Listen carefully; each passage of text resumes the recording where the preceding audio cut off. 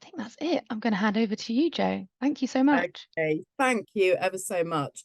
A lot of people have got their cameras off. If you want your camera on, please do choose to do that and give us a wave. Particularly, I'm going to split the session. So the first bit is going to be me talking about all the stuff about funding. And then the second part will be much more of a collaborative discussion because there'll be lots of knowledge in the room other than mine. So I'm Joe. I work for Wild Young Parents, which is a charity that works with young parents and their children in Cornwall and also run a national network. We have been around for over 30 years, and I have done during the last 20 years, I've done nearly all the fundraising. So at the moment, I raise around 850 to 900,000 a year. So we're still in the relatively small charity bracket, but funding is one of my kind of specialisms. It it's a I'll be really honest, I find fundraising quite boring.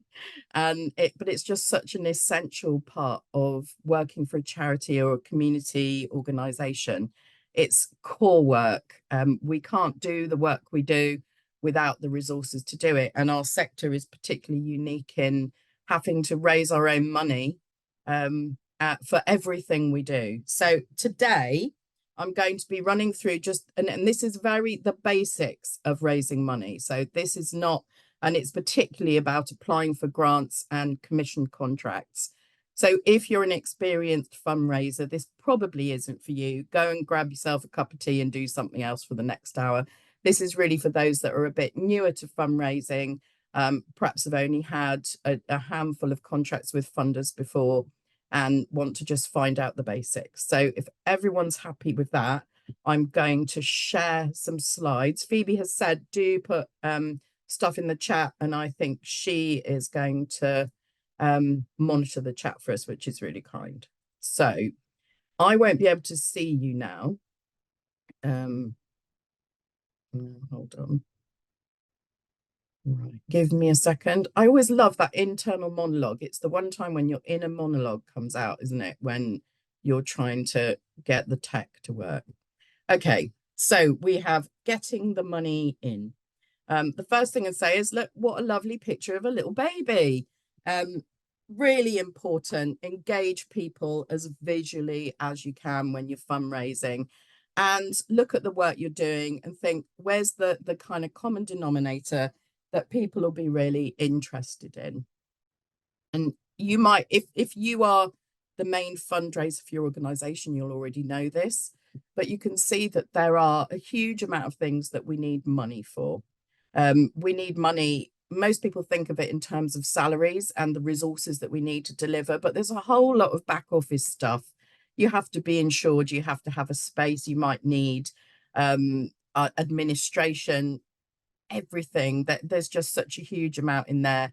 And you can see, like, this is quite a typical split for a voluntary organization, is that the majority of money is going on salaries, but then you can see that around 40% there is split in other ways. In my own organization, because we don't have a building or any significant resources, we work in other people's venues, we actually have an 85% salary split, which is quite enormous.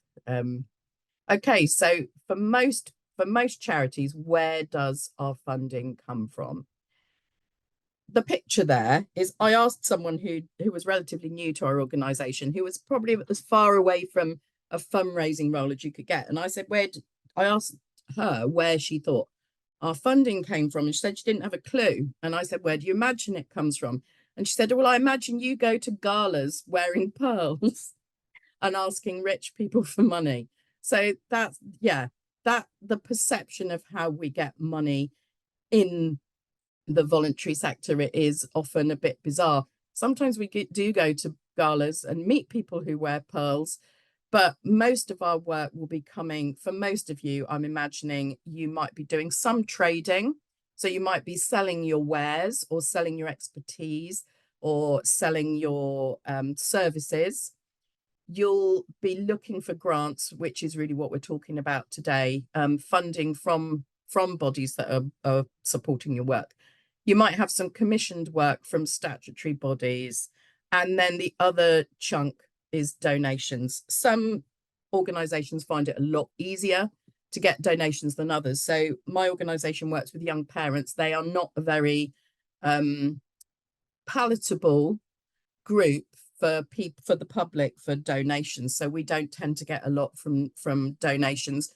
Children, anything to do with children is the public's favorite way to donate their money.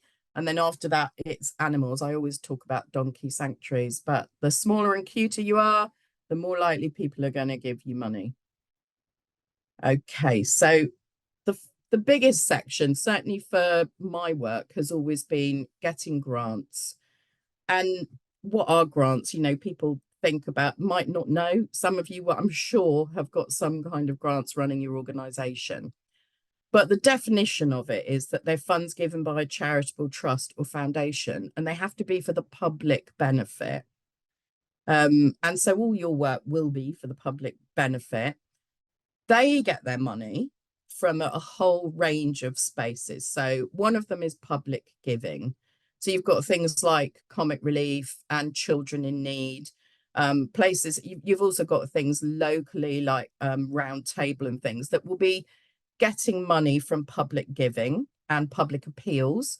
And then they'll be sharing that money out amongst people who can do the work to meet their aims as an organisation. There's also a significant amount of money because one of the biggest funders around is the lottery from public gambling. So you've got lottery, but I don't know if some of you have seen lately, there's been a real rise in large charitable organisations using OMAs, that type, offering a house. People basically gamble and buy tickets to be put into a raffle to win a house or something else that's very similar in size. They tend to be the much larger organisations that are doing that, but it does appear to be on the rise. So those are the kind of public stuff that grants come from. Then we've got investment from rich people from the past. There are a lot of foundations and trusts that have where someone who was a benefactor died and left a substantial part of their estate to be used for the good of the public. An example that you might have heard of is the Esme Fairbairn Foundation, but there are a huge amount of them. There was the Sylvia Adams Trust. So anything where it's got a name in the title, it could be from that investment from that original person who was a philanthropist at the time or who wanted to use philanthropy when making their bequests. So, and some of them are enormous amounts of money. As well as those kind of rich people from the past, you do have family trusts and funds, which some of you might have. There are some big ones like Sainsbury's, a Tudor Trust, where there are people still involved, and it's a family that are running. They are a philanthropic family who want to share their wealth with others, and they do it using a family fund. So they're often a lot smaller, not all of them, but some of them are a lot smaller. And they'll often have existing members of the family involved in their board of trustees or in the grant making processes. And it tends to be a slightly different relationship with them than it does with those sort of public big foundations like Comic Relief and the lottery. So it'll be a more personal relationship. And for some of the individual family funds, instead of having an open offer to apply for a grant, they go out looking for projects that they want to fund. So you can't apply to them, they come to you and they ask you to make an application. And probably the best way to make that happen for those sort of family trusts is to know another project or another organization that's being funded by them. So if you know that you've got a friend organization that gets money from a particular type of trust that's a family type trust, then ask them to make a recommendation to that trust and talk to them about your work. And because once you're in with one of those trusts, you've got a really good chance of having longer term funding from them and having a real funding partnership. I must state, I'd forgotten to say at the beginning, that these opinions are from me. They're my personal opinions as a fundraiser. not the opinions of youth music. So anything that I'm saying about particular trusts and ways of doing things from my point of view. So yeah, that's the family funds and those sort of similar funds. And then you can also get investments from corporations. So most corporations will be giving some of their money for various reasons away to charity. And there are some of the big financial organizations like KPMG, Fidelity. They have funds and they operate in a very similar way to those. They go out to try and procure new charities to work with. So they have their set of rules or aims, and they'll go out and look. So it's about how you find. Sometimes you can send an open letter to them, just saying, "Hi, this is us," but you can't necessarily make an application. But it's really worth trying to find out how you get into those. Okay, and then just that last bit at the bottom is how they share their money. So mostly they've got huge investment and then they make interest on that annually and they give out that interest. So it's very rare that they'll give out their main invested income. It did happen quite a bit in COVID, where they were dipping into their reserves to help that in an extraordinary situation. Okay, so that's a kind of really quick summary of what grants are. We're going to look at how you do grant making in a minute, but the next bit is commissioning. And talking to Phoebe, I think there were quite a few organisations that work in partnership with youth music that perhaps don't understand commissioning. And so commissioning, there's the definition. So this is a different way. It's a bit like a grant, but it's not a grant. It's more of a contract. So the statutory bodies, so you can see there, down there on the right-hand side, things like your local council, your ICB, that's your integrated care board. So that's the commissioning group for health that you will have in your local area if you are in England and Wales. Then your primary care network, that's usually made up of GPs and other health professionals. So it'll be a group of GP practices that can also commission work. Then you've got the OPCC, that's the Office of the Police and Crime Commissioner, looking at criminal justice. And then you will probably have some kind of community safety partnership commissioning in your local area as well. And that in Cornwall, it's called Safer Cornwall. That will be looking at neighbourhood safety, community safety, crime prevention, and domestic abuse and sexual violence services.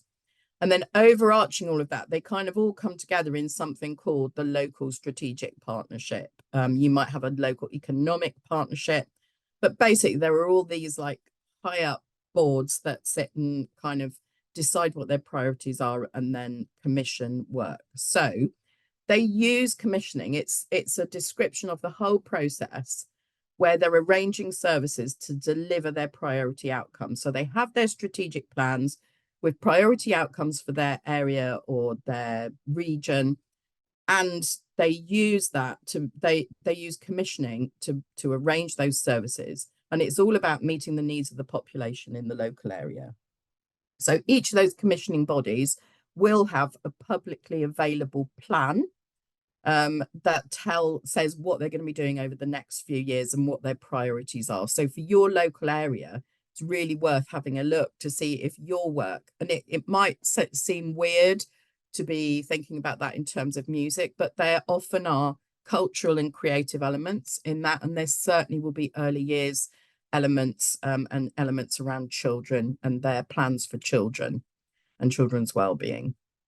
So the types of people that do this work are, sometimes it can be individuals. So if you're an individual who has control of their own benefits relating to disability, you can commission your own type of care, or you can commission some art therapy yourself on a kind of individual basis with an organisation or individual person. Then in a locality, there may be something around one of your local areas might want to do something about, I don't know, dental hygiene. So they would commission from a locality basis within either the council or health a specific piece of work for a specific area. Then you've got commissioning across a local authority or integrated care area. So that's the council and health. And they'll commission across whatever. So in Cornwall, that's the whole county of Cornwall. But some of the larger cities and urban areas will have their own local authority or integrated care.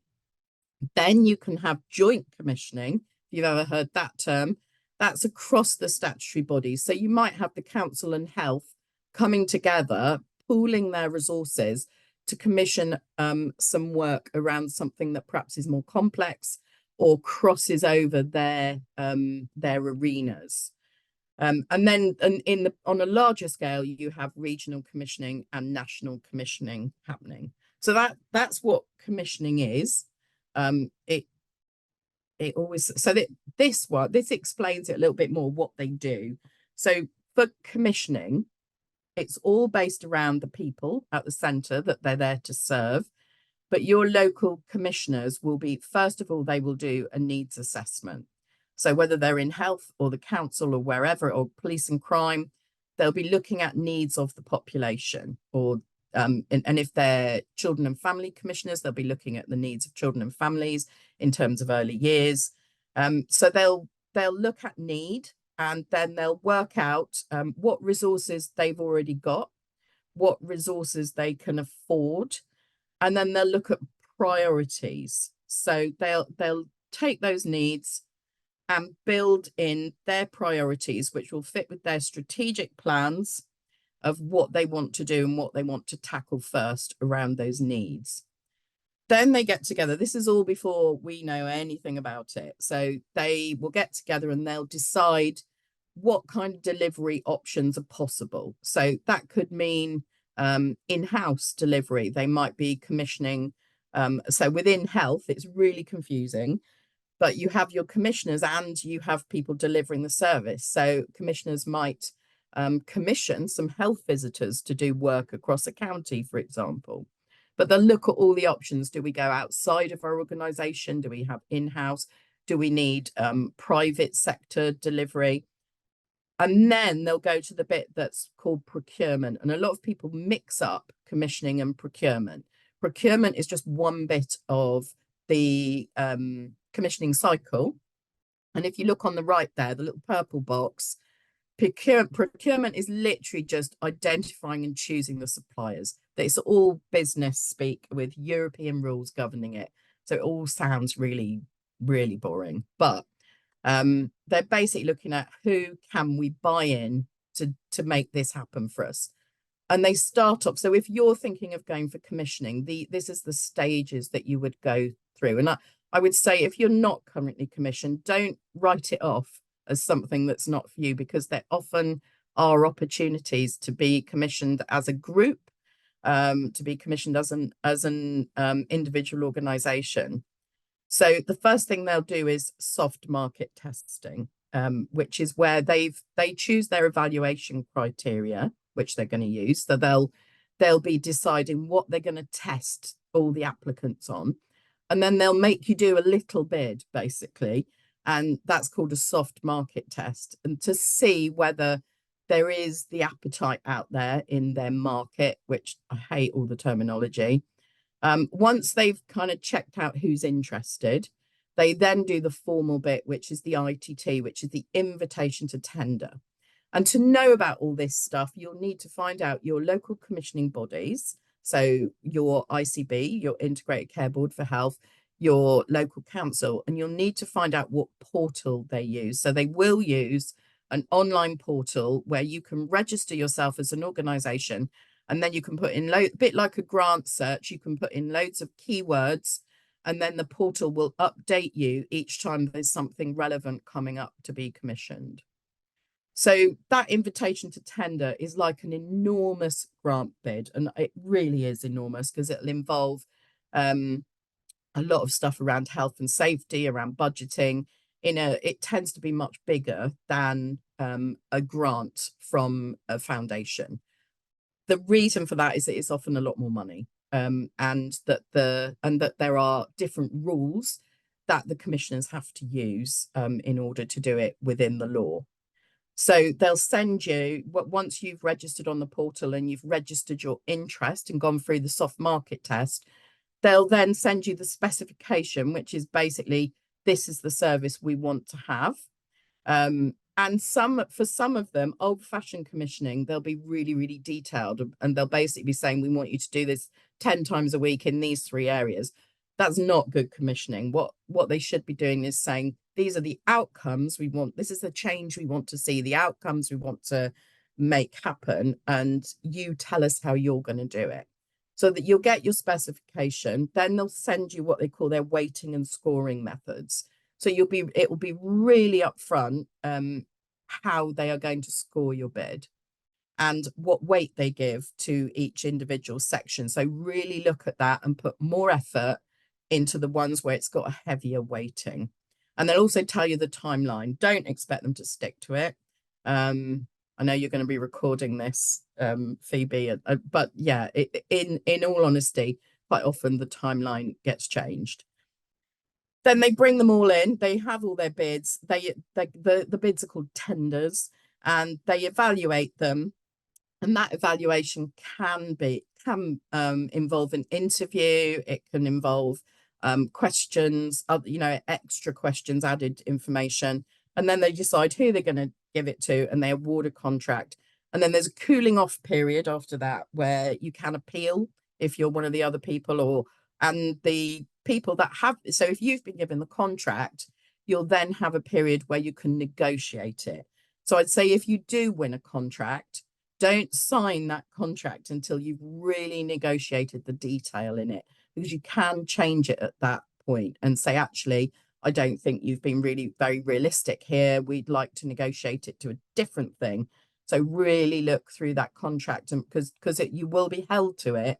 So it's really important to make sure that it fits for you. So you have the procurement, then going around the circle there, we've got to the bottom of the circle, coming back up again, we've got delivery. So you'll do the work, you'll be expected to monitor it, and the commissioners have to monitor it as well. So a lot of commission contracts, you'll have to have a quarterly meeting. So every 3 months, you'll be looking at what they call KPIs, normally key performance indicators. You'll have to answer to them and say, this is what we've achieved so far. And then they'll review it. And then once you're getting towards the end of the contract, they'll be looking at a needs assessment again. We at Wild have been commissioned by our local authority for 24 years without a break. So while it seems really, really hard to get into commissioning, once you have been commissioned, you do have quite a lot of sway. So you can make your case for needing to keep being commissioned. So I would always say explore it as an option. And then the other one, I'm not exploring trading today because that's a whole session on itself, but just donations. So donations are funds that are given personally.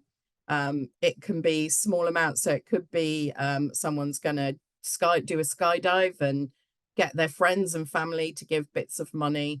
It can be bucket shaking, in the street or at an event. It can be large sums, and I don't like this term either, but in the world of philanthropy, they're called individuals with high net worth. So rich people can give you quite significant amounts of money. You can have legacy giving, which is money given in people's wills. So that's a kind of long term, and that's growing. Regular payments, and then money given by businesses. So that kind of corporate donation. And some of that stuff can be in kind as well as cash.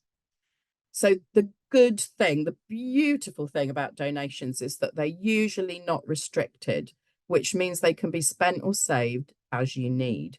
So if you're doing bucket shaking and you're saying this is going to be used to help people through our organization, you can then use that in an unrestricted way. And unrestricted money is gold dust. And the common phrase that's said, it's the first in and the last out. So if you've been given some unrestricted money and you haven't got much reserves, stick it in your reserves. Don't spend it straight away. Think about longer term. That is money that you can use to do things that might come up for a rainy day, or to develop your project in a way that you haven't yet thought about. So it's first in, last out for that unrestricted money. Okay, hopefully I'm just going to check the channel. Okay. So I'm getting there. So writing your bid. This is just a quick roadmap. So you prepare your case for support. You want to do that before you even start writing the bid. Then you find your right funder. You do your initial application. Most places now have 2 stages. So you have an initial application, which is sometimes called an expression of interest.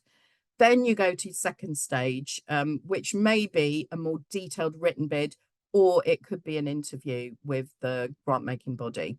They make a decision, and then you get your contract and your startup, all the kind of documentation that has to be in place, and you agree all the outcomes that you're going to achieve.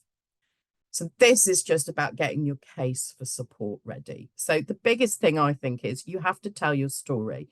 You can see there, they want to know about that young mum and her baby. The thing that makes your bid stand out is when you are appealing to people's emotions. So make that the first thing they're going to read be something that appeals to their emotions and tells a story, and try and weave storytelling into your bid. So you need to know these things. This takes a lot of time, but it's a good investment for the future. So you need to know what your issue is. What's the problem you're trying to fix, or the issue you're trying to tackle? How does it affect people? And how do you know it? What do you know about it? Where's the evidence? If possible, evidence not just from what you've found out, but evidence from the world of academia, or evidence that is known by others, and from data and statistics. So you can prove that there is an issue that needs solving. Then you've got your vision for change, which is, what would it look like if that issue didn't exist? How could it improve? So if your problem was, I don't know, babies and toddlers in a particular area don't have any access to music making, then in the future, you'd love to see that every baby and toddler in that area had access to music making, and that it enriched their lives. And then you need to know what your future looks like, your aim, your vision. Then you also need to know what will show that things have improved. So how will you know when that good thing has happened? And your funders will want to know how you're going to measure it. Then you want the detail, the plan of what you're going to do, how you're going to do it, who will be helped, and how they'll be helped. And then the final bit of that case for support is why you think it will work. So if you're using evidence methods, if you've had previous success, talk about that so that they know that you've got that competence. And if you're going to be working with others, look at their competence as well and their knowledge. Okay, so you've got your case for support, then you find your right funder. I cannot stress enough that a good fit is so important. Please don't bother wasting your time applying to funds where you're having to tweak or turn or move away from your mission. They call that mission drift, or you're trying to kind of squeeze it into a funder that doesn't really fit for your work. You need a shared cause. They need to believe in the same thing you do, shared values. And you need to look at their priorities and know that you match them really strongly. The other thing is, check you are eligible. You might have too much money, and check. So really, in the right hand one, it says read all the guidance. It'll be totally tedious, but you need to check everything and make sure and a trick I use is look for the keywords that keep coming up. Write those keywords down and then put those keywords into your bid so that you're talking the same language. Learn what matters most to them, and particularly talk to them if you can.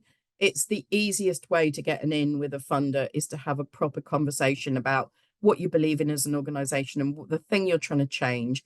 And it's a chance to really convince them. So you need that case for support, at your fingertips when you talk to them. And the little white quotes are things that have been said about bids I've written.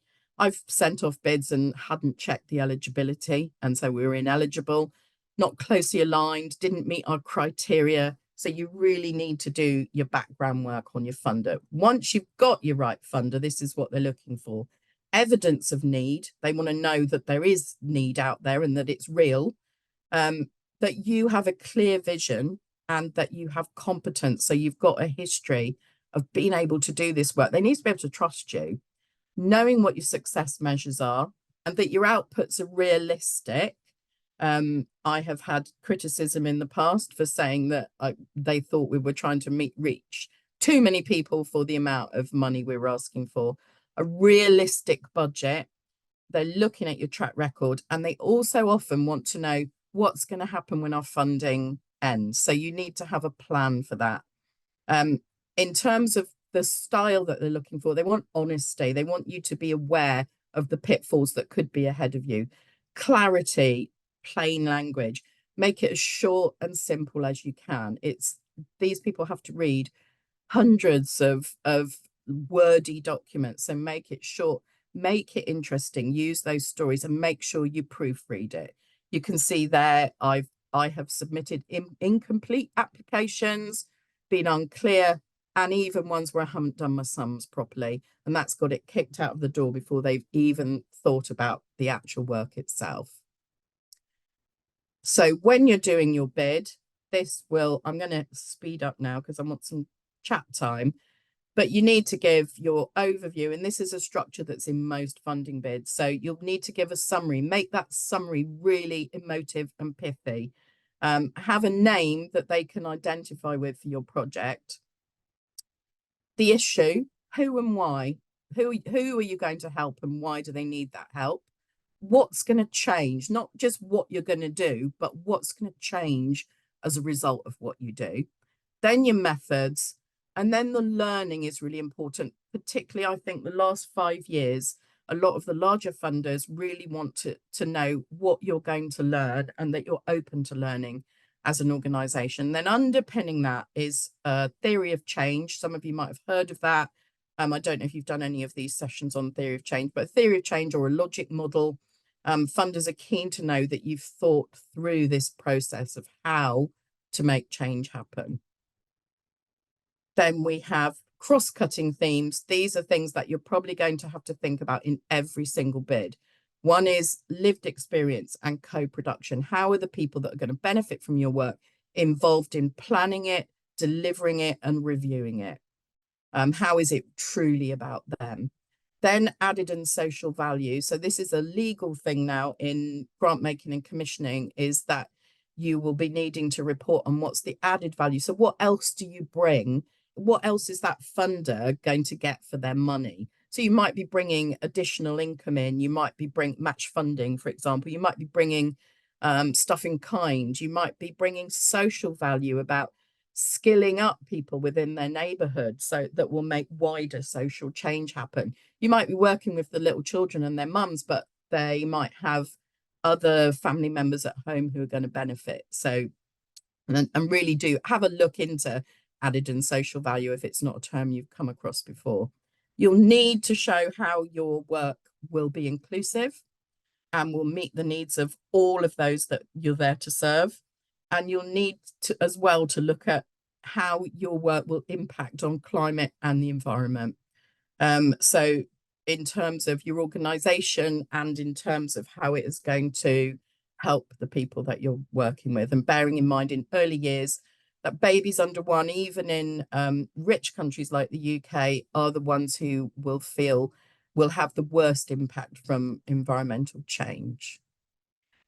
And then this is just to finish up this bit, is I wanted to show you that it's not always boring if you can catch someone's imagination. So this is a bid we wrote for a project that brought together music and comedy. And so it reads, imagine a playful theatrical world where your anger is celebrated, a world where ridiculous ceremony and ritual encourages passion, debate, and shouting. and then moving down. Imagine those unstoried emotions that have got in the way of your health and relationships, that have sat with you since childhood, finally been told and heard. Imagine seeing people like you telling stories like yours, recognizing their experiences and laughing at it all with them. This is Rant Club. So Rant Club was a project that we did, but it's just to make you think about, it doesn't have to be written in a really boring way. Try and make sure you've got a strong editorial voice, that think of it as a conversation, a really clear, edited conversation. And then you will have access to these slides, but these are just some of the things that I'd point you to. So if you're interested in big scale stuff, you've got your government grants there in the middle. 360 Giving, check out that website. These are all links, so you'll be able to click on them. But check out 360 Giving. This is something that many funders sign up to for full transparency. So what you can do is search under various search terms, but you can look at who gives what to who. So you could look under early years, you can look under music, and then you'll find funders that frequently give in those areas. And then you can also see how much they give, who they give it to, where those people are in the country. And so it gives you a really good idea of who would be a good fit funder for your organization. And it's kind of the truth. So you've got these other ones like Grants Online, My Funding Central. They are, you need to subscribe to them, but it's really worth it. I use Grants Online extensively. And then loads of advice down in the bottom left-hand corner from the National Council for Voluntary Organisations. They have loads of stuff taking you step by step how to build fundraising and how to manage your money. UK community foundations for smaller grants. In all your areas, there should be a community foundation, and they will run loads of different little grants that usually are easier to apply for and easier to get. But they don't usually go much over 10,000 per grant. And then I use this quite sweet little site called Grin. They seem to pick out funds that the big ones like Grants Online don't notice. So they have some kind of really eclectic mix of grants, and they're pretty cheap to subscribe to. But I think it's a good investment to subscribe. And yeah, 360 Giving is the one I'd say go and have a really good look through. So I'm going to stop sharing there. And we've got around 20 minutes now left for any questions or discussions or themes or issues that have come up for you. So go ahead, anyone that's brave enough to speak. I've sent everyone to sleep, Phoebe. It's not the most exciting subject, is it? But it's so essential. So was there anything that resonated for anyone, or anything that you thought, actually, I need to go away and look at that? Jo, hello. I'm Marta. I'm from Pateman Primary School. Thank you very much for that input. I'm quite new to the role of fundraising, really, since September. So those kind of pointers and guides are really useful. And it resonates a lot with me around reading around eligibility. So a lot of the time I'm thinking, oh, this is great. And I'm already kind of halfway down the road of setting a project and talking to people. And then when you actually read the small print, it's like, okay, well, we can't do this. So in a sense, it's good. So it's good. But then other times it's a little bit demoralizing, isn't it, to find that. But given the fact that we have very limited budgets, and on your last slide, you were saying that some of those you have to subscribe to some of those sort of search engines. Which one out of those would you subscribe to if you could only do one? I would do, I can't remember what they're called, but Grants Online, if you could only do one. Right. It's probably the most extensive one. Yeah, Grants Online. So Right. that's the one that's second down. 360 Giving is free. That's really useful. So Yeah. go for any free ones, and your community foundation will be free to look at as well. Yeah. So yeah. Worth doing. Thank you.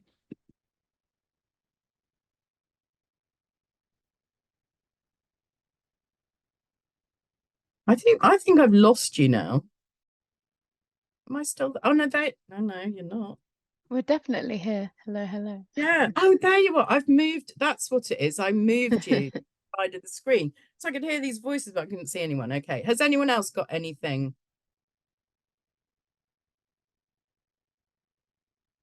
Feel free to also put any questions in the chat. Yeah, doing. I'll have a look in there. Oh, can I ask something? Yeah, go ahead. Thank you for your input. That was very interesting. I wonder if you could share with us your impressions on partnership and fundraising, and in what contexts a strategic partnership can enhance the potential to achieve secure funding, and in what cases partnership could hinder the potential to achieve funding. In what cases should we go for a strategic partnership? In what cases maybe we shouldn't? Yeah. So in most cases, partnership would enhance your chance of getting the funding. So funders particularly like partnerships. It's kind of like if you've got to put your trust in, it's kind of not putting all your eggs in one basket. So you've got more of a chance of something working. I think funders see that. And also, I think most funders will believe that partnership will mean that the people that you're helping will have a more robust network of support through the partnership. I would say so that make sure you're on the same page as your partners. I've done lots of partnership bids, but you need to be on the same page. You need to have the shared values and really clear understanding beforehand of who's doing what and who's getting what. I had an experience few years ago, and I met the regional head of the Arts Council, and we'd never applied to the Arts Council. And she said, "Oh, I love your project. We always put your project through." And I said, "What do you mean?" And she said, "Well, we funded everything you've been in." We had not ever applied to them, but there were a load of arts projects over the last decade where they'd come to us and said, "Hey, we've got some funding. Would you like us to come and run some workshops?" And we had not been, and they'd actually used our name. That was the first we knew of it. They'd already got the money and had named us in their bid. So you have to be aware of kind of looking after yourself and your organization, that it's a really robust agreement. I would say have a formal agreement, if you can, in writing, that makes it really clear who does what and what will happen if things go wrong. It sounds a bit doom and gloom, but actually it's not. We have wonderful partnerships, but it's around that. Are you on the same page? Do you share the same values? Do you, can you, if you asked your partner what their role was in the partnership, would they tell you what you expected to hear? And so being really clear. So it needs to be not just for the money, I would say. It's got to be a partnership that will benefit the people and will benefit your organization, not just because I've been in some bitter partnerships in a long time ago where people came together just because there was a sudden opportunity for money, and then they spent the next 3 years fighting over the money. So I think, yeah, it's being just honest about the pitfalls there. Is that any help? No, that's really good. I was also wondering something you mentioned about this recent area of priority concerning knowledge sharing or learning. So Yeah. as a part of the way you use your funding, you also invest in your own capacity as a provider. So I wonder whether some kind of knowledge sharing could be part of the partnership as a way to help align Absolutely. priorities and okay. And I think a lot of people will just put evaluation as a kind of afterthought. Actually looking at what are the questions you're trying to answer as part of the work you're doing, what you're going to learn, and how will that learning benefit the people that you're there to help, your organization to develop and do better work, and how could it help others wider than that. So, and how are the people that benefit from your services involved in that learning? So there is a real move. It used to be very much key performance indicators, numbers, how many numbers you're going to do for this, that, and the other. And now I think there is a much stronger move for evaluation that's much more about learning. So a new interest in things like human learning systems, which is about learning about the impact of the whole system on someone's life, the system we live in. And there are different methodologies that are being used around that are more creative, that are storytelling, using things like most significant difference. It's a really important part, the learning, because, and I think you were nodding, Phoebe, I think youth music very much promote learning. Lottery, if you're going for lottery learning, they will want to know what you're going to be learning from it. Comic Relief have learning built in. So some of those really big ones, they want to know what you're going to learn, and they want to be part of the learning as well. So quite often you'll be invited to different kinds of learning events once you've got a grant. Would you suggest, sorry, I'm just going to mention that I've just launched the evaluation survey. Awesome. Yeah, you reminded me when you're talking about evaluation. Please go ahead. Thank you. Yeah, I was just going to say, would you suggest putting like a one-page MOU in your with your partner? What is an MOU? Sorry, a memorandum of understanding, like a working practice between the two of you. Oh yeah, definitely. I With would your say letter of support sort of thing from your organization. yeah, and some funders will ask for a Okay, contract cool. beforehand. So sometimes you have to even write a contract beforehand. So Oh, it's right. worth prepping that beforehand. And certainly I know the last big partnership we did which was for Rant Club, was with a theatre group, and they did due diligence checks on them, even though we were the fund holder. So it's getting all of that sorted beforehand. And I think the biggest thing I would say overall, if I've got one tip, is put time into this. You can't do it on the hoof. You can't do it as an afterthought.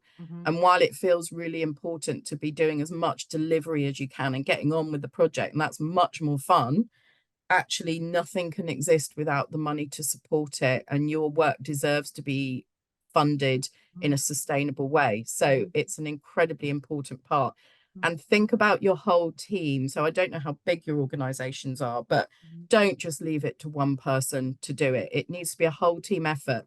And you think about all the different roles in fundraising. So if you've got a team who have to gather data, they're doing part of the fundraising, because you need to prove your case, the evidence of the need and of how you're achieving. And if your team aren't filling in their data or whatever you're doing, then they're not doing their fundraising bit. But it's about all of your team looking for opportunities all the time. If you're working in a charity or a social business, then part of your role is raising money. And if you don't want to be raising money, you need to go and work somewhere else. So those kind of practitioners who are saying it's nothing to do with me, it's not possible to work in our sector without it being something to do with you. And it needs to be taken as a serious part of our work, because otherwise the work won't exist. And it literally pays people's wages. Absolutely. So you've got to be as blunt as that and say, if you don't do this, we will not have money for you to have a job. So it's building all of, I mean, that sounds harsh, but one person alone can't do it. It's a team effort. Definitely. And Just definitely use time. volunteers as well, and use that opportunity to upskill young people in what you're doing, even if they're tagging along the project to come alongside it. They're then witnessing what you're doing, and then they're learning from it as well. So, absolutely. and you're absolutely. learning from them, because very often young people come up with very innovative ideas of how you can do things better. I wanted to ask about funders that support tech development, like apps that can help the community and stuff like that. Are there particular funders, or I honestly don't know the answer to that question at all. I don't know if you know anything about that, Phoebe. Yeah, I don't, in terms of tech, I don't know if it might be worth looking at we've got a guide to other funders. Maybe I can get one out. Because I don't know if we've funded any organizational like apps or tech sort of projects at the moment, in terms of youth music. But people are interested. I mean, people are interested in apps. If you look in commissioning, there's quite a lot of tech being commissioned in the health world. I certainly know we've worked in partnership with an organization in the south of England who do the Stay Alive app, which is a suicide prevention app. And they were funded through health, and there's quite a lot of tech being used in health. Thank you. but yeah, so I would look at I don't know if people, I mean, in terms of commissioning, are people already commissioned? Is it something that you're interested in exploring? It's something that I'm interested in exploring, but I'm just wondering if it will fit. You know, sometimes you try to shoehorn these things into it. So there's a community app, but there's also like a music app that I want to sort of develop. Yeah. Going to Arts Council and asking for money for tech that is music related. I just wonder if they could get their head around it, because they can be very, very straight-laced. I've honestly found the Arts Council one of the hardest funders to they apply can for. be And I very, think when you talk to creative organisations, quite often they see it as the one and only. yeah. And there are so many other funders out there. And I actually find their bidding process quite It's ugly. That's antiquated. what it is, ugly. Yeah. It's It's and ugly. there are so many that have moved a long way ahead, and Arts Council Absolutely. behind Yeah. in that. So I would say don't just limit yourself to arts-based Thank you. funders. Look at other funders and think about how your work helps people. Does it impact on their health and well-being? Does it make change for their neighborhoods and societies? So people are interested in change for communities and neighborhoods. That is the kind of the idea of place is a really big thing in the funding world at the moment. They're always interested in changes in health and well-being. So if you can show that what you're going to do, and particularly if lots of you are working in early years, if you show the difference that it's going to make for those children growing up, then it doesn't have to be just about music. So you think more creatively about who you could apply to. And quite often, if you're a creative organization, you will stand out because you can use your creativity to make your bid much more interesting to read. And it will just be something different that they're not used to seeing. So go for those ones that are not just arts. Okay, great. Thank you. Anything else from anyone? Is there anyone that likes fundraising on the call? I like the days when those nice emails come through saying you've been successful. Yeah, those days are good. In fact, we said that earlier. Phoebe and I were saying it's a bit like, you know, when you're going to go for a run or go to the gym and you really don't want to go and you've been dreading it all day and you put it off to the last minute. And then when you do go afterwards, you feel really, really good. And that's a bit like fundraising, I think, is that you put it, you know, please don't put it off. I do it all the time. I leave things till the last minute. And that's when you make the sort of mistake. So you get feedback that your budget doesn't add up and all that. Give it enough time, because it will be wonderful when you actually get the money. And don't be disheartened if you keep getting rejections. I would say get other people to have a look at your bids to give you some really honest feedback. But rejections are a normal part of fundraising. I think at one point they were saying 4 out of 5 bids are rejected. So even for someone who's doing it as their main job. So, and the thing is that there's a 19% decrease in funding coming from the 350 top funders in the UK. That's massive. So there's more competition for less money. So really you have to kind of think, that's why it's important to make the fit right in the beginning. Because if you're going after something that you know is a bit of a long shot, then the chance at the moment of you getting it is really low. So why waste your time doing that? Find the ones that fit for you. And if possible, talk to them before you even apply. They're always willing to have a chat with you.